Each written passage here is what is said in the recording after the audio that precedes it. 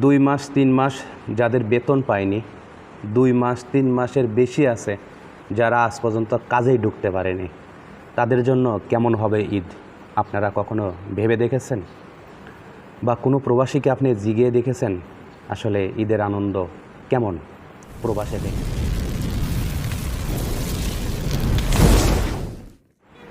আসসালামু আলাইকুম রহমতুল্লাহি ওয়া বারাকাতুহু। আশা করি সবাই ভালো আছেন।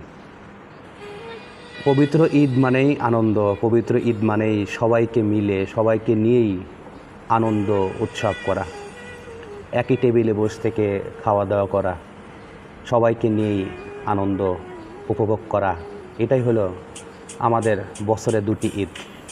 তো এই ঈদকে উপলক্ষ করে এমনও প্রবাসী আছে, তাদের নিয়ে আমি কিছু কথা বলবো। সকল প্রবাসী না, অধিকাংশ প্রবাসী আছে, তাদের নিয়ে আমি কিছু কথা বলবো, কারণ তাদের